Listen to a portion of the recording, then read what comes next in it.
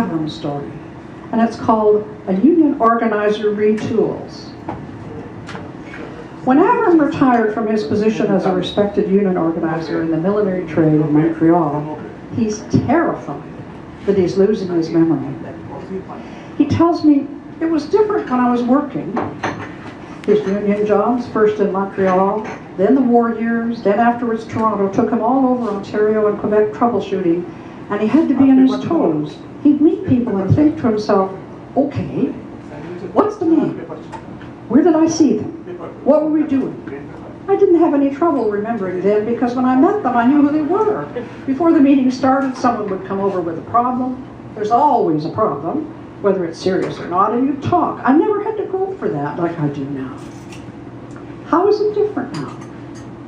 Maybe because it's not the same kind of activity. No activity at all now, really. What happened a week ago now is the same as the week or the week before, and hard to recall. When I was working, I was in the middle of things, back and forth with everyone, keeping track of 100 things, maintaining this, that, and the other. He used different strategies depending on the situation, like threatening a strike if management refused to let the union see the books to verify wages. They'd cheat every chance they got.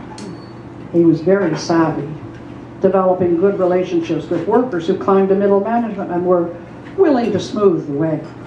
I had this one guy who used to be a carpenter, then he was a foreman, and he tipped me off what was happening on the floor so we could watch the situation before it got blown up. Then the manager would say to me, Avram, what are you, a magician? And then he'd give me another problem. Avram, I got this nutball. I can't do anything with it. Use your discretion on him, will you? You had to learn about people's personalities, their quirks, so you could pull everything together, I said. You bet. Drove me almost crazy sometimes. But I loved the challenge. Avram saw no challenge in retirement, until one day I asked him if he'd ever talked with the director of the community center where he'd had the memory workshop about organizing and leading some of the groups they had.